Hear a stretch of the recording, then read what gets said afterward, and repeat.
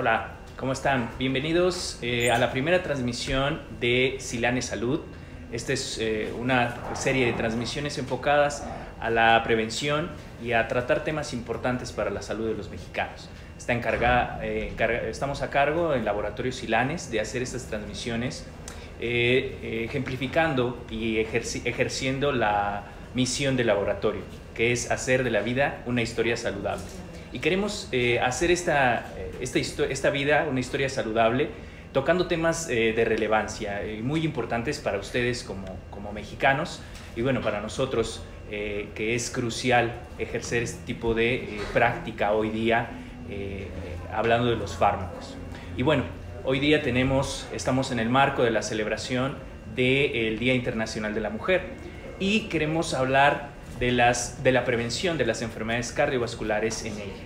Y para eso, pues tenemos con nosotros a la doctora Diana Romero, cardióloga. Doctora, es un gusto tenerla aquí con nosotros. Y al doctor Adolfo Chávez, cardiólogo también, presidente de una alianza por un corazón saludable en México. Bienvenidos. Muchísimo gusto. Gracias. Pues estamos hoy aquí para tocar este tema tan importante y saber qué es lo que está pasando con las enfermedades cardiovasculares en nuestro país. ¿Ok? Y para eso, doctora, ¿cuál es el panorama que tenemos hoy día en las enfermedades cardiovasculares en nuestro país hacia la mujer? Bueno, es muy importante comentarles que la mujer, cuando empezaron todos los estudios acerca de enfermedades cardiovasculares, generalmente se incluían hombres en estos estudios. Entonces la mujer quedó un poquito relegada en eso y por mucho tiempo los mismos estudios fueron aplicados a la mujer. Y en los últimos años nos hemos dado cuenta que la mujer sí tiene ciertas características en específico que hacen que sea un tanto diferente en esto de las enfermedades cardiovasculares. Los factores de riesgo afectan de manera diferente a las mujeres que a los hombres. Por ejemplo, no es lo mismo que una mujer fume a que un hombre fume. En la mujer es mucho más trascendente el riesgo que sufre cuando tiene un hábito tabáquico que en el hombre. También así es cierto que las mujeres, se pensaba antes que a edades más alejadas que los hombres podían presentar enfermedades cardiovasculares, cosa que actualmente con el boom en los diagnósticos de las enfermedades cardiovasculares hemos visto que puede no ser tan cierto. Sus incidencias pueden ser mayores a lo que nosotros estábamos pensando y entonces eso es sumamente importante porque ahora estamos intentando hacer diagnósticos oportunos, prevención, diagnósticos certeros. Muchas veces la mujer no presenta los clásicos síntomas de una enfermedad cardiovascular y entonces los médicos nos hemos vuelto más acuciosos en esa parte. Excelente. Muy bien, doctora, gracias por darnos esta información. Vemos que sí hay diferencias en la parte cardiovascular y en el hombre y en la mujer. Doctor Adolfo, en su experiencia clínica, ¿cuáles son las incidencias o cómo ha visto el panorama en las enfermedades en la mujer, en las enfermedades del corazón en la mujer? Bueno, independientemente de la mujer o en el hombre, la enfermedad cardiovascular es la primera causa de morbi-mortalidad en el mundo. Y es un problema serio de salud en el mundo, no solamente desde la perspectiva médica, sino incluso desde la perspectiva de las finanzas públicas de cada país. La transición tanto epidemiológica como demográfica que estamos viviendo, es decir, epidemiológica en el sentido que estamos viendo más enfermedades no transmisibles comparativamente con las enfermedades infecciosas que hace unos años eran aquellas que ocupaban los primeros lugares de morbi-mortalidad en el país. Y demográfica porque tenemos cada vez más personas adultas y cada vez menos niños, nos están haciendo obviamente que las finanzas se tengan que reubicar hacia una población diferente. Tenemos nosotros también un problema grave específicamente con las enfermedades cardiovasculares porque vienen son enfermedades que le llamamos no transmisibles, son enfermedades que tienen una alta prevalencia, muchísima gente tiene enfermedades no transmisibles, hipertensión, diabetes, colesterol alto, que no duelen, que no sangran y por lo tanto la gente se atiende poco. Eso hace obviamente que cree o que genere complicaciones. Claro. Y al generar complicaciones se vuelven también más costosas.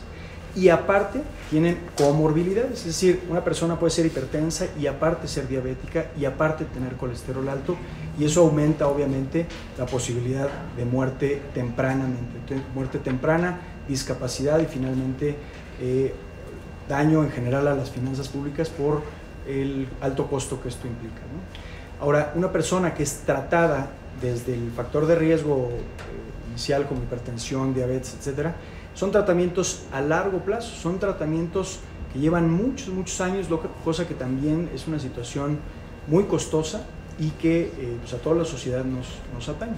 Entonces esto es desde una perspectiva médica, pero al mismo tiempo económica. Claro. Y que no es exclusiva de la mujer o del hombre, esto es en general para las enfermedades cardiovasculares.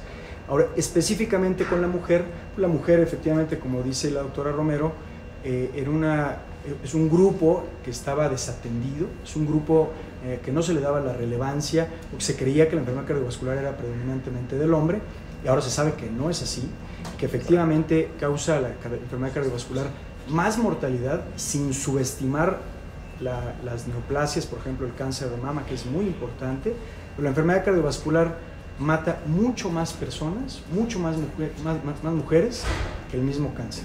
Por lo tanto, no es un tema menor, es un tema importante que tenemos que atender antes de que ya tengamos el problema en sí. Claro, y con esto nos podemos dar cuenta que el impacto de las enfermedades cardiovasculares es tremendo, ¿no? La magnitud de este problema se intensifica en diferentes estratos. Por ejemplo, doctora, hoy día, ¿cómo impacta en la vida de una mujer mexicana las enfermedades cardiovasculares? Es muy importante decir que además ahora las mujeres estamos en el rol de la productividad. Así es. Entonces, creo que como bien lo mencionó el doctor Chávez, esto impacta financieramente mucho a la productividad de nuestro país. Si una mujer en etapa productiva tiene una enfermedad cardiovascular que puede incapacitar o llevarla a falla en diferentes órganos, no nada más el corazón, pues va a dejar de producir. Y muchas de ellas son actualmente cabezas de familia, gente que lleva el dinero exclusivamente a su familia. Entonces, el impacto económico es crucial. Pero el impacto a largo plazo acerca de la calidad de vida también es importante. Entonces, un paciente que requiere no nada más un fármaco, sino muchos de ellos porque tiene comorbilidades o porque ya ha sufrido un evento importante, disminuyen su calidad de vida por este sentido. Entonces, todos los esfuerzos actualmente de la medicina es intentar prevenir y no llegar a las enfermedades, o si las tenemos, controlarlas de manera adecuada para no llegar a eventos que finalmente incapaciten no nada más a la mujer, a la población en general, pero efectivamente actualmente el foco está dentro de la mujer porque antes no era diagnosticada, y entonces todos esos impactos económicos, sociales y de calidad de vida los estamos viendo probablemente con mayor auge ahora porque no lo estábamos diagnosticando previamente.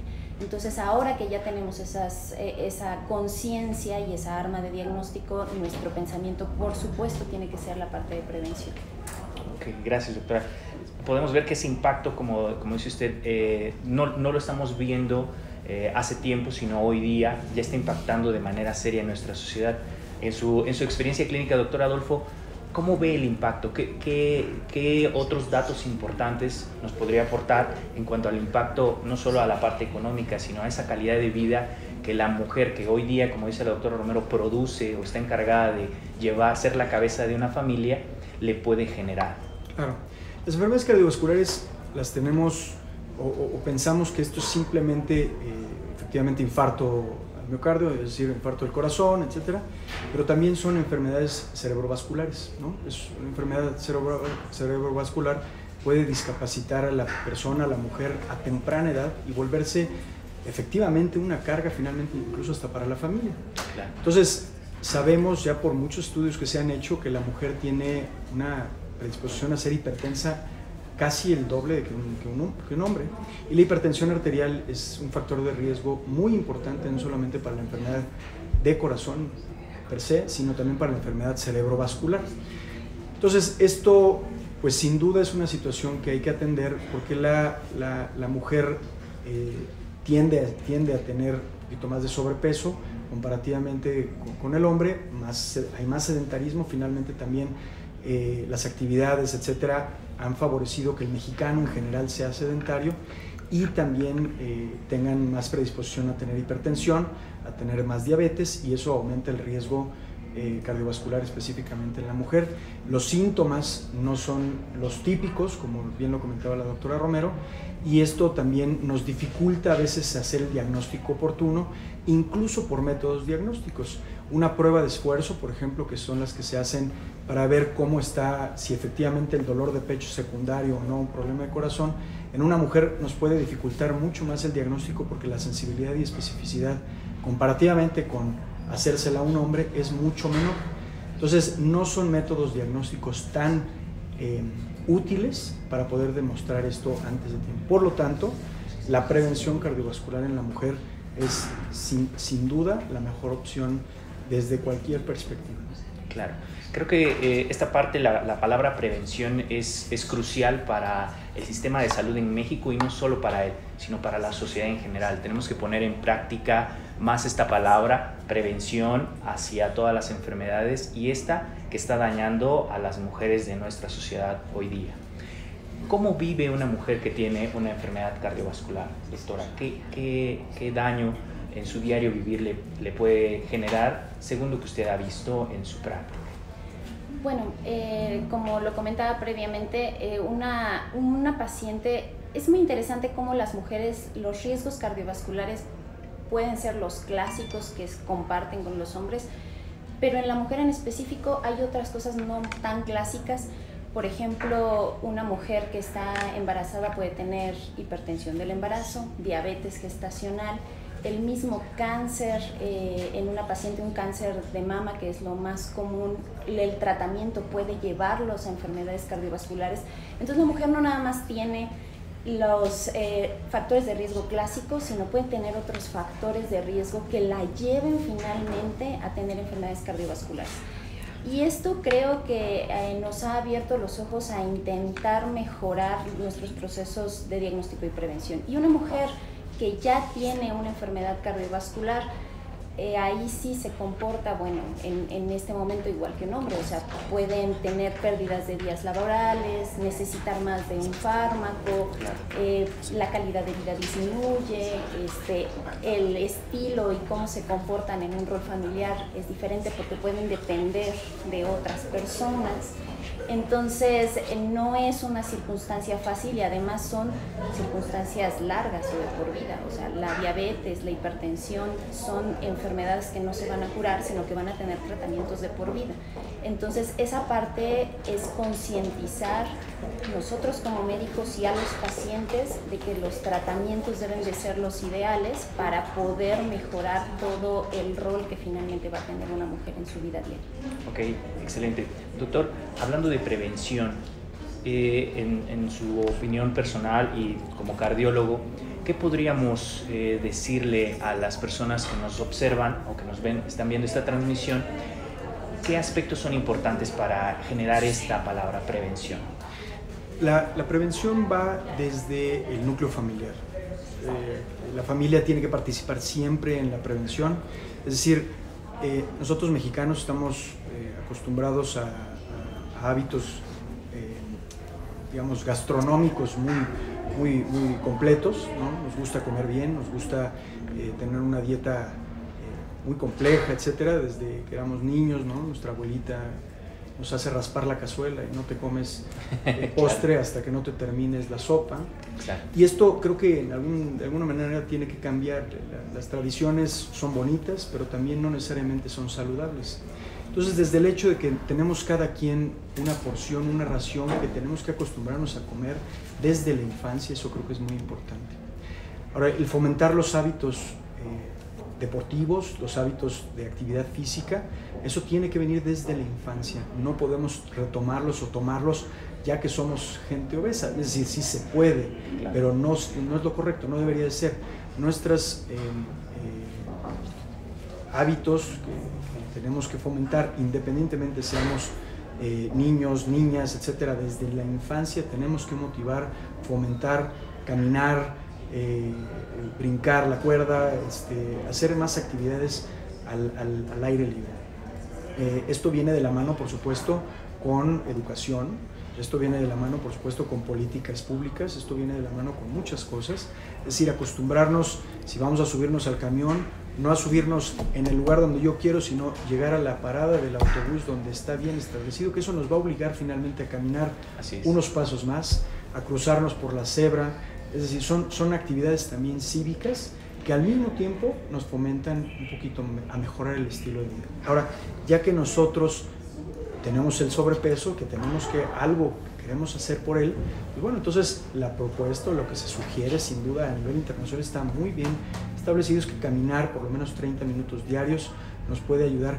Es ni siquiera correr, es caminar por lo menos 30 minutos diarios, nos va a ayudar a controlar el sobrepeso, nos va a ayudar a controlar, bajar ligeramente el colesterol, la presión arterial, si es que es así el caso, y por supuesto que si aparte tenemos factores hereditarios, pues tenemos que cuidar con más razón este tipo de hábitos y fomentarlos en familia y entre todos. Muy bien, gracias, doctor. Vemos que esta parte de la prevención tiene diferentes aristas, ¿no? Desde la educación en casa y obviamente el monitoreo clínico. Doctora, ¿en la mujer hay una edad específica para iniciar monitoreos más acuciosos o desde cualquier edad? Esa es una muy interesante pregunta, porque generalmente nosotros pensábamos antes que una mujer que todavía tenía una protección estrogénica, o sea que no había llegado a la menopausia, no teníamos que hacerle nada. Y actualmente sabemos que es diferente. Primero, por lo que el doctor Adolfo ya comentó, hay más pacientes mujeres hipertensas, la diabetes impacta más en la mujer que en el hombre, y si una mujer además es obesa o tiene el hábito tabáquico, les va peor que a un hombre. Entonces, creo que la prevención empieza con el chequeo diario, no importa si el chequeo mensual con el médico, no importa si tienes o no tienes, pero si además ya tienes un factor de riesgo, empezando solo por el antecedente familiar, mi mamá es diabética, o mi mamá ya tuvo un infarto, mi mamá ya es hipertensa, ahí tenemos que poner un punto rojo, porque nuestra posibilidad de serlo va a aumentar. Okay. Si además no tuvimos estos hábitos y tenemos sobrepeso o obesidad, hay que empezar a mejorar esa parte. Entonces, el chequeo es hacer como un análisis de que estamos, en dónde estamos en cada uno de los pacientes, y acudir al médico para recibir orientación. Porque todos estos factores, que son factores que podemos mejorar de manera rutinaria, nos van a prevenir llegar a otra enfermedad. Ahora, la prevención que se llama secundaria es cuando ya tengo alguna enfermedad y no quiero llegar a el evento cardiovascular, infarto, evento vascular cerebral, etcétera, o sea, algo que me disminuya mi capacidad por incapacidad. Entonces, si ya tenemos algún factor de riesgo como diabetes, hipertensión, entonces el chequeo tiene que ser más acucioso, porque además tenemos que, los médicos valoramos qué riesgo tiene el paciente para determinar qué pruebas podemos hacer y adelantarnos a esos eventos mayores. Entonces, aquí la respuesta es, ya no se tiene que esperar una mujer hasta después de ser menopáusica para empezar a checar su vida cardiovascular, sino desde mucho antes. Desde mucho antes, jóvenes, ¿no? Doctor Adolfo, ¿qué relación hay entre la parte hormonal en una mujer y el inicio de las enfermedades cardiovasculares, como comentaba la doctora? Bueno, se sabe que las enfermedades cardiovasculares sin duda son muy importantes para la mujer, para el hombre también, pero por arriba de los 65 años se multiplica casi por 10 el número de eventos cardiovasculares. ¿Cuál es la relación directa de las hormonas? Todavía no hay una relación directa establecida, ¿no? Pero sí se sabe, se tiene alguna hipótesis que tiene que ver algo, ¿no? Finalmente, lo que dice la doctora Romero, independientemente de las hormonas o no, tus factores de riesgo tienen que estar vigilados independientemente que hayas llegado a esos 65 años o a la posmenopausia o no. Tienes que buscarlo si tú eres una persona con sobrepeso, si eres una persona con factores de riesgo, diabetes, dislipidemia, hipertensión. Y como comentábamos hace rato, no duele la hipertensión, no duele la diabetes, no duele la dislipidemia, por lo tanto te desatiendes o no le das la importancia hasta que efectivamente ya te empezó a doler el pecho, hasta que efectivamente te empieza a doler la cabeza o que empiezas a sentirte mal, es cuando vas a atenderte, y no debería de ser así, tienes que buscarlo desde antes. La relación con las hormonas, sin duda, habrá que darle su relevancia, su peso importante, pero no es el único factor que tienes que tomar en cuenta para darle un seguimiento a una paciente en su futuro. Excelente. Gracias, doctor. Y qué bueno que tomamos esta parte, ¿no? La parte de las dislipidemias como factor de riesgo cardiovascular. Creo que hoy día se ha tomado gran relevancia. Hay guías específicas para tratarlas. Hablando de la alimentación, doctora, y la prevención, las dietas, qué tan bueno es poner una dieta bien llamada cetogénica en una paciente que tiene sobrepeso. ¿Aumentará esto el riesgo cardiovascular? Como ya también lo hemos comentado, desgraciadamente las mujeres tendemos a tener más obesidad y además es mucho más difícil mejorar ese proceso en las mujeres. Nuestros metabolismos son diferentes. Entonces, efectivamente creo que desde muy pequeños tenemos que aprender a saber qué comer, qué no comer y en qué cantidades comerlas. Porque cuando ya llegamos a la obesidad, México ya se está convirtiendo en uno de los lugares que tiene más prevalencia de obesidad infantil. Entonces, eso nos va a complicar el futuro de estos niños o de estas niñas. Entonces, y eso solo son hábitos dentro de la familia. Entonces, el impactar en la población en general para poderles decir tenemos que cuidar esos hábitos alimenticios desde el principio es muy importante, porque ya cuando tenemos la obesidad, que es un factor muy importante de riesgo y que por supuesto viene de la mano con las dislipidemias, puede ser mucho más complejo. Ya no nada más basta la parte de la dieta, sino que hay que agregarle al ejercicio y a un montón de pacientes hay que agregarles fármacos para mejorar estos procesos. Entonces, un problema que pudo ser prevenible se vuelve una cosa muy importante que tiene muchas otras cosas por ponerle. Entonces, ¿cuál sería en su práctica clínica un tip que le puede dar a una familia para motivarle a que, pues por lo menos, por ejemplo, las niñas o los niños puedan empezar a tener esta disminución de peso? Creo que hay que involucrar a toda la familia, como lo comentó el doctor Chávez. Hay que sensibilizar a los niños y a las niñas acerca de los ejemplos que puedan tener en la misma familia. Los ejemplos de vida y a la gente que admiran, por ejemplo. Entonces hay que sensibilizarlos a ellos, pero finalmente si la gente adulta de la familia, si mamá o papá,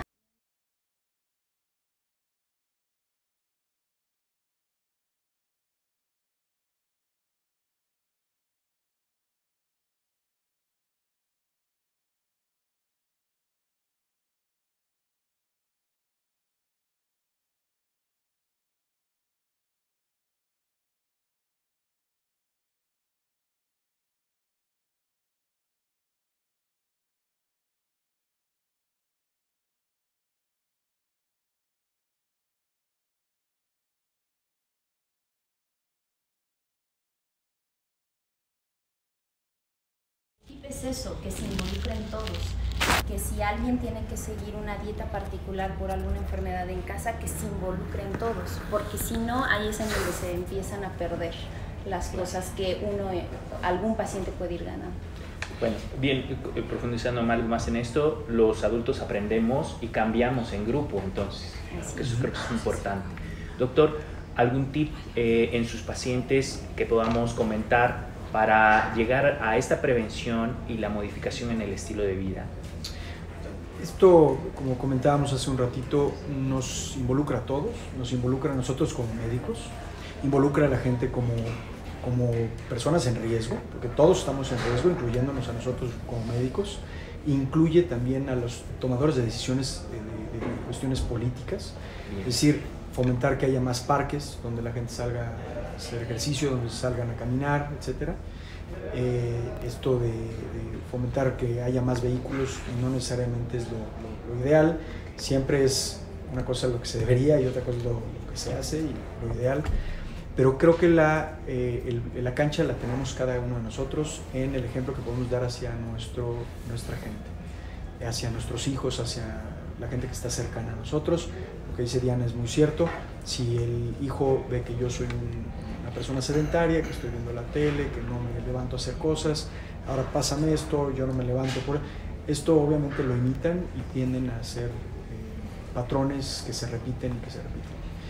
Esto es una, por supuesto, y por ya cuando tuvieron el diagnóstico de colesterol alto, de azúcar alta, de presión alta, pues hay que atenderla.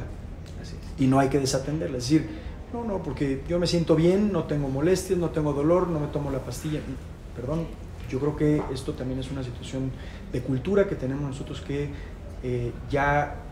tener en cuenta que ya la prevención secundaria es cuando ya pasamos de la parte preventiva, donde no la teníamos todavía, ahora ya la tenemos, ahora tenemos que evitar la complicación futura y por lo tanto en el momento en el que ya tenemos el problema hay que atenderlo, no subestimarlo por decir, no, pues es que todavía me siento bien, hasta que no me sienta mal me atiendo, acudo al médico, etc.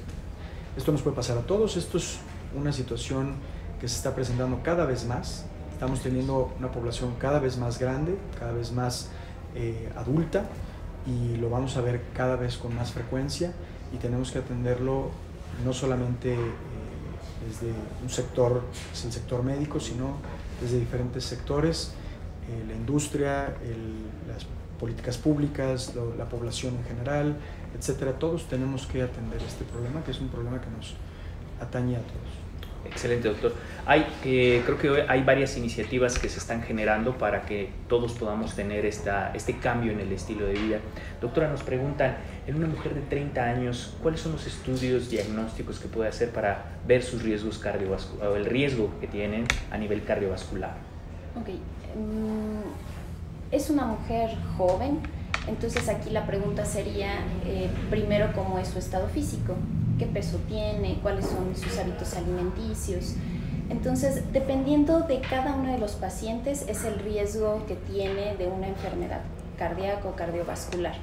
Entonces, si es una mujer que no tiene riesgos cardiovasculares, no fuma, no es obesa, no es sedentaria, hace ejercicio, básicamente ahí necesita a su médico general que le esté viendo, o sea, no necesita más cosas, ¿no? Un perfil de lípidos para ver cómo están sus lípidos, porque también la carga genética de dislipidemia es importante, pero fuera de eso no. Ahora, si ya tiene un factor de riesgo cardiovascular, entonces seguramente tendríamos que hacer algunas otras pruebas. Efectivamente, una prueba de esfuerzo en banda no es lo más ideal para una mujer, porque puede haber falsos positivos por la colocación de los chupones, de los electrodos en el pecho. Sin embargo, sin síntomas podría ser una buena idea de screening.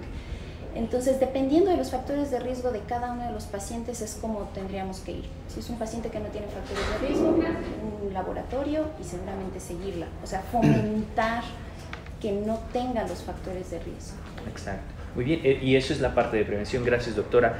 Generar que todos en algún momento tengamos esa cultura, ¿no? De ir al médico, un chequeo constante y mantenernos, ¿no? No por el hecho de que estoy bien, el doctor me dijo que estoy muy bien, voy a hacer lo que sea o en forma desordenada, sino a continuar con esa disciplina, vamos a llamarlo así, o con ese camino para poder continuar con la prevención y que a largo plazo no tengamos complicaciones.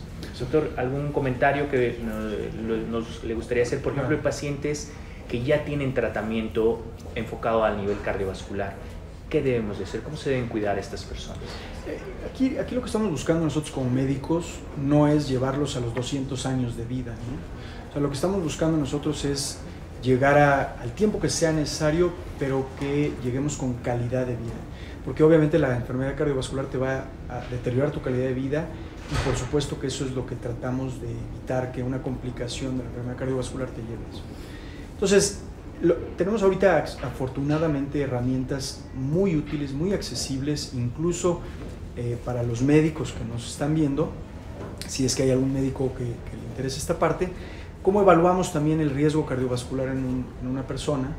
Existen aplicaciones gratuitas para el celular donde se puede hacer el cálculo del riesgo cardiovascular a 10 años y en aquellas personas menores de 40 años, independientemente sean mujeres u hombres, se puede hacer el cálculo del riesgo de vida, que también hay algunas aplicaciones que te hacen el cálculo y con base en eso tú puedes ajustar el tratamiento hacia la mayor intensidad o dejarlo con una intensidad de tratamiento, digamos, no tan fuerte, ¿no? y obviamente con esto darle el seguimiento al paciente para tenerlo en los niveles metas que están ya muy bien establecidos en las guías internacionales, tanto de hipertensión como de diabetes como de dislipidemias. Entonces esto obviamente nos ayuda a controlar a los pacientes, nos ayuda a mejorar la calidad de vida y nos ayuda a mejorar la sobrevida y mortalidad también de nuestra población. Excelente, doctor, muchas gracias. Doctora, un último comentario para las mujeres de la sociedad mexicana en cuanto a esta prevención de las enfermedades cardiovasculares. Bueno, pues mi último comentario es: la prevención es lo mejor, es lo que ya hemos establecido y se está establecido a nivel internacional. Y la otra cosa es pues que se chequen, que se busquen, que se vean. Nosotros como médicos hemos hecho en los últimos años muchos esfuerzos para llegar a esa población, pero esa población tiene que empezar a concientizarse acerca de sus propios padecimientos. Esto es un trabajo en equipo de todos, entonces si ellas no llegan a buscar la ayuda, si ellas no se toman los medicamentos, si ellas no concientizan su rol en la sociedad, que es sumamente importante, es difícil que de un solo lado podamos hacer muchas cosas. Es un trabajo en equipo, hay que buscar la atención médica, hay que estar bien informados, hay que saber que los roles que generamos en esta sociedad son sumamente importantes y es la única manera en que un país salga adelante, con una sociedad sana, preparada. Entonces ese sería mi último comentario, que busquen la atención médica, que se preocupen por su enfermedad, que ponderen su rol en la sociedad. Muchísimas gracias, doctora. Y bueno, ya para finalizar, queremos hacer que esto sea una historia de vida saludable, es lo que queremos hacer en Laboratorios Silanes. Les agradecemos sus comentarios y por habernos acompañado con nosotros. Y para comentarles que Laboratorios Silanes está haciendo esta iniciativa y formar parte crucial de la salud de los mexicanos, Silanes Salud, y vamos a finalizar con esta transmisión recordándoles que los pacientes y toda la sociedad mexicana es lo primero para nosotros. Muchas gracias.